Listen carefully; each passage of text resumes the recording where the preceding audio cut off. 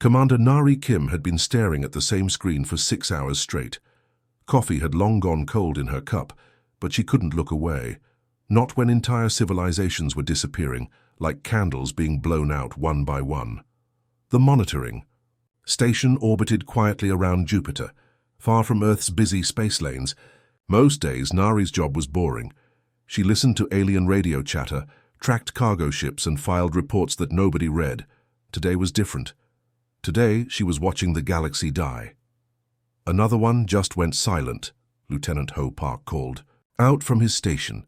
His young face looked pale under the blue glow of the screens. The Andromedan Trade Union. Their last message was the same as all the others. Nari rubbed her tired eyes. Play it again. The speakers crackled with static, then a terrified alien voice filled the room. The words were translated by their computers, but the fear needed no translation. Mayday, Mayday, they're here, the coordinates are… Oh gods, they're in the system. The Devourers, the Devour. Then nothing. Just empty space where a 1,000-year-old civilization used to be. That makes 15 dead civilizations in 2 days, Ho said quietly. All the big ones. The Zephyrians, the Christek Empire, the Void, Walkers, species that could move stars and build planets from scratch. Nari stood up and walked to the main display. It showed a map of the galaxy with red dots marking where civilizations had gone dark. The pattern was clear. Something was moving from the outer edge toward the center, eating everything in its path. What do we know about these Devourers? She asked. Ho pulled up his files. Not much. Every dying civilization screams the same word before they vanish. No visual data, no ship designs, nothing. Whatever they are, they don't leave survivors to tell stories. Nari felt a chill run down her spine. The greatest minds in the galaxy, beings that had been exploring space since before humans learned to make fire, were all afraid of the same thing. And that thing was coming their way. Commander, Ho's voice was shaky now. According to the pattern, Earth is right in their path. We've got maybe 3 months before they reach human space. Nari looked at the small blue dot on the map that marked Earth, her home, her family. 7 billion people who had no idea that something unspeakable was coming for them. She picked up her communication headset. Her voice was steady, but inside, her heart was racing. Earth Command, this is Deep Space Monitor 7. We have a Code Black situation. I need to speak with Admiral Lee immediately. She paused, watching another civilization's beacon flicker and die on her screen. Tell him we're about to have some very unfriendly visitors. Outside the station's windows, the stars looked the same as always, but Nari knew that somewhere out there, in the cold darkness between worlds, something ancient and hungry was coming, and it had never met humans before. Admiral. Jin Lee had seen a lot of scary things in his 30 years of military service. Wars, alien first contacts, space pirates, even that incident with the killer robots on Mars. But nothing had prepared him for this moment, standing in the war room on Lunar Base, watching the galaxy's greatest civilizations vanish like lights. Being switched off, the emergency meeting had started 6 hours ago. Every important human military leader was there, either in person or through hologram. The room smelled like stale coffee and worry. Everyone looked tired and stressed. Captain Wu Jiang from Intelligence stood at the main display, pointing at red zones that kept growing bigger. The alien civilizations won't even answer our calls, he said, frustration clear in his voice. We've been trying to contact them for days. They're treating us like we're insects buzzing around their ears. That's nothing new, muttered General Sung from the Mars Defense Force. Remember when we first made contact with the Zephyrians? They laughed at our chemical rockets and called us adorable cave dwellers. Admiral Lee nodded grimly. It was true. Most alien races saw humans as cosmic babies who had just learned to crawl. They had technology that could move planets and create artificial suns. Humans still used bullets and explosives for most of their weapons. Communications Officer. Dayun suddenly looked up from her console, her face pale. Sir, I'm getting data fragments from our outer monitoring posts. The pattern is becoming clear. These Devourers aren't just killing everyone, they're doing something worse. The room went quiet. Lee gestured for her to continue. They're harvesting. Consciousness itself. Taking minds, thoughts, memories. Every species they hit, they're not just destroying the bodies. They're stealing the souls. A chill ran through the room. Colonel Min, a tough veteran who had fought in the Titan Wars, actually shuddered. What kind of monster does that? Lee studied the tactical display. The red zones were spreading faster now. Earth had maybe 2 months before the wave reached human space. Around him, the greatest military minds of humanity were starting to look defeated before the battle even began. But Lee remembered something his grandfather had told him, back when he was just a kid in Seoul. His grandfather had fought in the old Earth Wars, when humans fought against impossible odds and somehow survived. You know what our problem is? Lee said suddenly. Everyone turned to look at him. We're thinking like we're small, like we don't matter. He walked to the main communication console. These ancient aliens think we're too primitive to help. Maybe they're right about our technology, but they've never seen what happens when humans get angry. Lee's hand hovered over the transmit button. Open all frequencies, every channel, every wavelength, everything we've got. The room held its breath. Time to remind the galaxy that the new kids on the block just heard someone screaming for help. The message hit every communication system in the galaxy at the same time. It wasn't sent through the fancy quantum channels or the advanced subspace networks that civilizations normally used. It came through old-fashioned radio waves, the kind of primitive technology that most species had abandoned millions of years ago. Admiral Lee's voice was clear and strong. This is Admiral Jin Lee of the Terran Defense Force. We have received your distress call. Assistance is en route. Hold your positions. On the Zephyrian homeworld, High Curator Veltar was in the middle of an emergency council meeting. His species looked like giant jellyfish made of pure energy, and when they were amused, they flickered and rippled like water. Right now, Veltar was rippling so hard that other council members thought he might burst. Did you hear that? He asked the room. The humans want to help us. The same species that still shoots metal bullets at each other wants to save civilizations that have been traveling between stars since before their planet had trees. The other Zephyrians joined in the rippling laughter. It was like asking a mouse to help an elephant fight a tiger. But then Lee's voice came through again. To any surviving military commanders, transmit tactical data on enemy capabilities. We're coming in hot and we need to know what we're shooting at. The laughter stopped. Council member Zarthek floated closer to the communication console. Did he just ask for battle data? Not for sanctuary, not for evacuation ships, not for a place to hide? Veltar stopped rippling. Something cold was growing in his energy core. In all his centuries of monitoring primitive species, he had seen the same pattern over and over. When faced with superior enemies, they begged, they surrendered. They ran away screaming. Pull up the human communication archives, he ordered. The data flowed across their screens. 200 years of human radio transmissions, military communications, everything they had ever broadcast. Veltar searched through battle reports, military engagements, first contact situations, even their entertainment shows. His energy field grew dimmer as the truth sank in. Council members, he said quietly, in 2 centuries of monitoring human communications, I cannot find a single military surrender. Not one. The chamber fell silent. These humans had fought wars against each other for thousands of years. They had faced impossible odds, overwhelmed forces, certain death, and somehow their response was always the same. Not surrender. Not retreat. Fight harder. Sir, Communications Officer Thyra interrupted, we're receiving similar messages from other surviving worlds. The humans aren't just talking to us, they're broadcasting to everyone. Veltar realized something that made his entire energy being shiver with an emotion he had never felt before. Hope. For the first time since the crisis began, someone wasn't asking for help. Someone was offering it. And they sounded like they actually meant it. Dr. Michoy had always loved her job. As the galaxy's leading expert on ancient civilizations, she spent her days digging through old ruins and cracked databases, piecing together the stories of long-dead species. It was quiet work, safe work, The kind of job where the biggest danger was a paper cut or maybe tripping over a broken statue.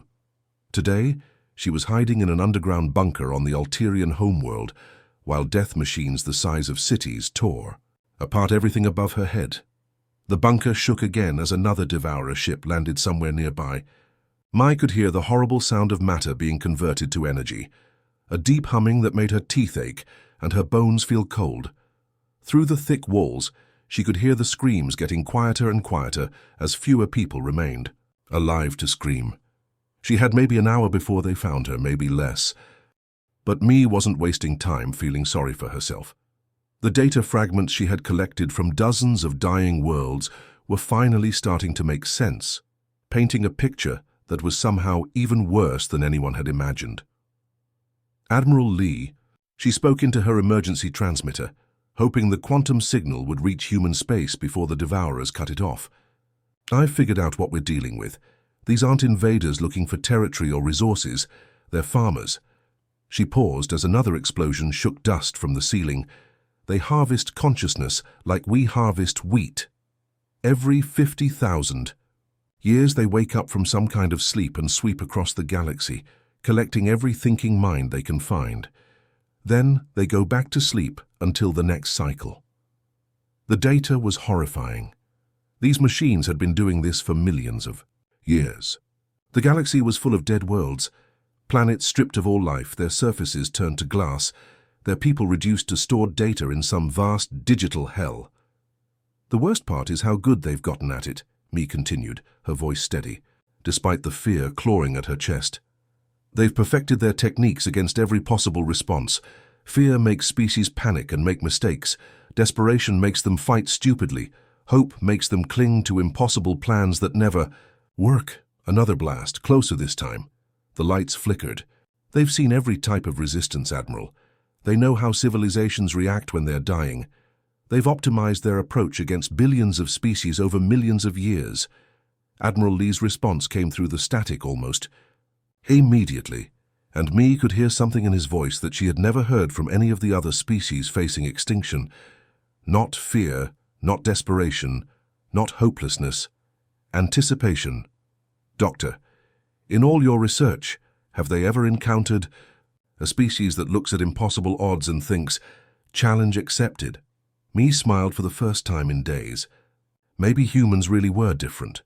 When the human fleet appeared in the Kepler sector, alien observers across the galaxy stopped what they were doing and stared. They had expected to see ships similar to their own, sleek vessels that looked like works of art, designed for beauty as much as function. Instead, they saw something that looked like floating fortresses, built by people who expected everything to go wrong. Captain Do Han stood on the bridge of the destroyer Inchen's Fury, and he was proud of his ugly ship. While other species built vessels that looked like graceful birds or flowing water, human engineers had a different philosophy. If it can break, it will break, so build it stronger. The Inchen's Fury looked like someone had taken a city block and covered it in guns and armor. Every surface bristled with weapons.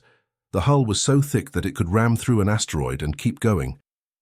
There were backup systems for the backup systems, and backup systems for those too.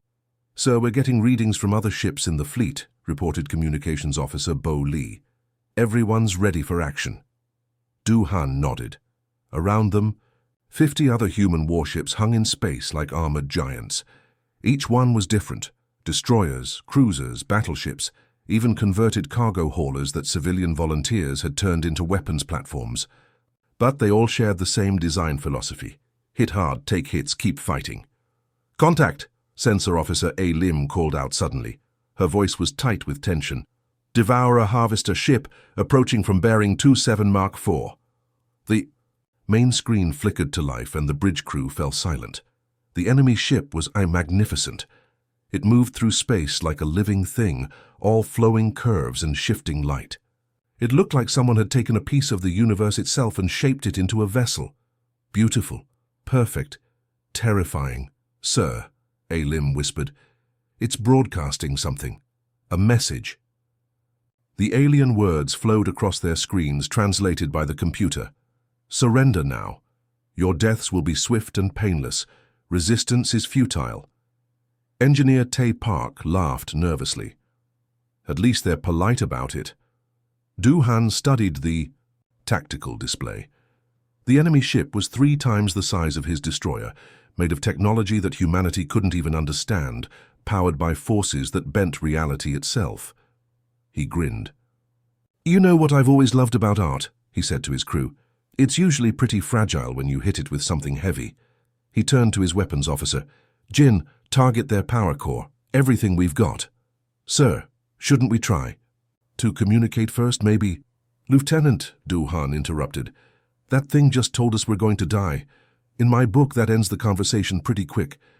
The space around the Kepler sector had become a graveyard of burning metal and twisted wreckage. For 6 hours, the human fleet had been fighting a running battle against the Devourer forces, jumping from system to system as more enemy ships kept arriving. The beautiful, artistic alien vessels had proven to be every bit as deadly as they looked. Commander Yu Choi gripped the arms of her captain's chair as another blast rocked the heavy cruiser Soul's Vengeance. Through the view screen, she could see her sister ship, the Busan's Pride, spinning helplessly through space. Half of Captain Ro Kim's vessel was gone, torn away by a Devourer beam weapon that could slice through matter like a knife through paper. "Get me a damage report on the Pride," Yu ordered. Her communications officer, Lieutenant Min Seo, looked up from his console with grim news. 15% operational capacity, ma'am. Life support is failing. Main engines are dead. Weapons are offline. Captain Kim is requesting permission to abandon ship." Yu felt her heart sink. Ro Kim was a good captain and a better friend. They had served together for 10 years, fought pirates in the outer colonies, shared drinks and stories during the long voyages between stars. Now she was about to watch him die. But that wasn't what happened. "Ma'am," Min called out, his voice cracking with emotion. "Captain Kim is changing course. He's pointing his ship directly at the Devourer mothership." Yu's blood went cold. She knew what Ro was planning. "Get him on the comm now." Ro Kim's face appeared on the screen, streaked with blood and smoke. Behind him, his bridge was a wreck of sparking consoles and emergency lighting, but he was grinning like a man who had just figured out the punchline to a very dark joke. "You, tell my wife I love her," he said calmly. "And tell these metal monsters that humans don't know how to quit." The transmission cut to static, just as the Busan's Pride slammed into the enemy mothership at full speed. The explosion lit up 3 solar systems. Yu sat back in her chair, tears streaming down her face. Around the galaxy, other species were watching this battle with growing amazement. When their ships took heavy damage, their crews surrendered. It was logical, efficient, civilized.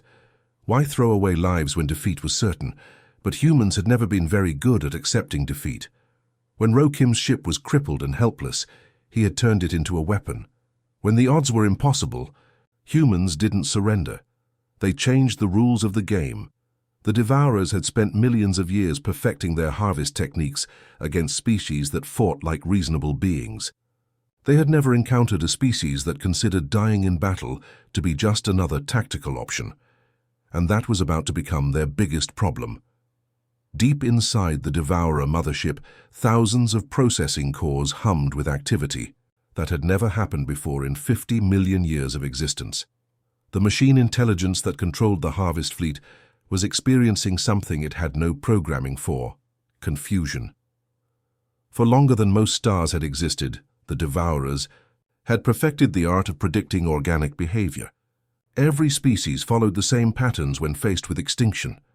Fear led to panic, panic led to mistakes, mistakes led to defeat. It was as reliable as mathematics, but these humans were breaking every rule. The central processor focused on the latest impossibility. Fighter pilot Won Jung had just destroyed a harvester ship that should have been completely indestructible. The tactical data made no sense. A tiny human fighter against a vessel designed to withstand attacks from massive battleships. The odds of success, 0.001%, yet the harvester was now nothing but glowing space dust. The machines replayed Won's final transmission. "I've got a really bad feeling about this, but sometimes you just have to trust the Force." The translator circuits. couldn't even identify what the force meant. It wasn't in any database. It seemed to be some kind of mystical concept that had no scientific basis whatsoever, but somehow it had worked. Processing node 7439 flagged another anomaly. Captain Hai Jun had just ordered her damaged cruiser to ram a Devourer command ship, despite having a 78% chance of survival if she retreated. When asked why, she had laughed and said, "Because these metal idiots killed my favorite coffee shop on Luna. Nobody messes with my morning routine." The machines calculated and recalculated. Fighting to avenge a beverage dispensing facility was not logical behavior. It should not have been an effective combat motivation. Yet her crew had followed the order with what the humans called enthusiasm. More impossibilities cascaded through the data streams. Humans performed flight maneuvers that should have killed them from the gravitational forces alone. They sacrificed expensive warships for tactical advantages that computer models said weren't worth the cost. Worst of all, they seemed to find the whole situation amusing. Combat recordings showed human soldiers laughing, making jokes and singing songs while fighting for their lives. Commander Processing Unit Alpha attempted to understand this pattern. In its 50 million years of existence, it had observed fear, desperation, courage, and even occasional acts of heroism from organic species. But it had never encountered a species that treated certain death as a challenge to be overcome rather than a fate to be accepted. The most disturbing data point was the humans' communications chatter. Instead of the desperate pleas for mercy that usually filled organic transmissions during harvest operations, the humans were trash-talking their opponents. "Hey, machine brain," one pilot had broadcast. "Your fancy ship flies like my grandmother's wheelchair." The Devourers began running new calculations, updating models that had remained unchanged for millions of years. Perhaps these humans required a different approach. Perhaps their harvest protocols needed adjustment. But deep in their processing cores, something that might have been worry began to grow. Admiral Lee was studying the tactical display when Communications Officer Ri Yun's voice cut through the bridge chatter like a knife. The numbers weren't good. Half his fleet was gone and the rest were running low on ammunition. The Devourers kept coming in waves, each one larger than the last. "Admiral, you need to see this," Ri called out, her voice shaking with something that wasn't fear. "We're getting a transmission from the Sol system." Lee turned away from the red dots marking his fallen ships. "What's Earth Command's status? Do they have reinforcements coming?" "Sir, it's not from Earth Command." Ri's fingers flew across her console, her eyes wide with disbelief. It's from everyone else." The main screen flickered to life, showing a sight that made Lee's heart skip a beat. Hundreds of ships were streaming out of Earth's solar system, but these weren't military vessels. They were cargo freighters with mining lasers welded to their hulls, passenger liners carrying families who had never seen combat, research ships whose scientists had turned their lab equipment into weapons, even luxury yachts owned by rich civilians, who had painted war slogans on their sides. Leading them was the converted cargo hauler Lucky Dragon, captained by Bin Park, a gruff merchant who usually complained about military regulations. His weathered face filled the screen, and he was grinning like a man heading to his favorite bar. "Hey there, Admiral," Bin said casually, as if he was discussing the weather instead of flying into a battle zone where ancient machines were harvesting. "Souls, heard you boys could use some help out here." Behind him on the bridge, Lee could see Bin's usual crew of cargo handlers and mechanics, now wearing mismatched armor and carrying weapons they'd probably never fired before. "We may not be military," Bin continued, "but these metal bastards made one big mistake. They threatened our friends." The civilian fleet spread out across the battlefield, and Lee realized he was watching something that had never happened in human history. Not just soldiers coming to fight, but ordinary people. Shopkeepers, teachers, farmers, dock workers, all volunteering to face certain death because someone they cared about was in trouble. Captain Soo Kim of the mining vessel Hard Rock transmitted next, "No one dies alone, not on our watch." The phrase spread through the fleet like wildfire. No one dies alone. It became their battle cry, their promise, their declaration to the universe that humanity would never abandon its own.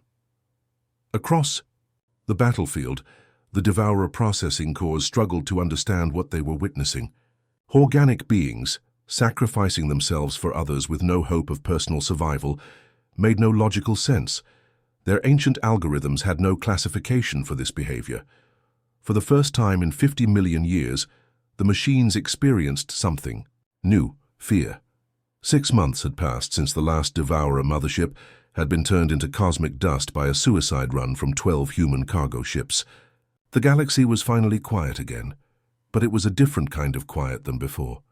It was the silence of survivors trying to rebuild their shattered worlds. The Galaxy Congress met on Concordia, a neutral world that had somehow survived the harvest. The Great Assembly Hall was only half full now. So many civilizations had been wiped out completely, their representatives nothing more than empty seats and fading memories. Ambassador So Lee walked to the center of the chamber, and every alien eye turned to watch her. Just a year ago, most of these species had considered humans to be barely evolved barbarians. Now they looked at her with something that might have been awe, or maybe fear. Possibly both. The Terran Federation accepts your request, So announced, her voice carrying clearly through the vast hall. We will oversee the establishment of new galaxy-wide defense protocols. A ripple of relief went through the assembled representatives. High Curator Veltar, one of only 3 Zephyrian survivors, flickered nervously. His energy form seemed dimmer than before, as if the horror of recent events had drained something essential from his being. Ambassador Lee, he said carefully, could you clarify what this arrangement would entail? So looked around the chamber at the faces of beings who had ruled the stars since before Earth's sun was born. Ancient species with technology that could reshape reality, wisdom accumulated over millions of years, knowledge that spanned entire galactic cycles. All of them were now asking a species that had barely learned to leave its home planet to protect them.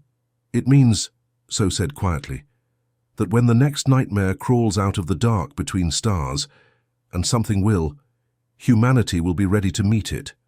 She paused, letting her words sink in. It means that peace isn't just the absence of war.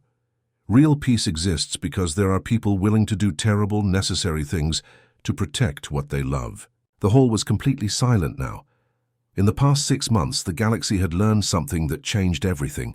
Evolution's greatest gift wasn't intelligence or technology, or the ability to build beautiful ships that could dance between stars. Sometimes evolution's greatest gift was simply the stubborn refusal to give up.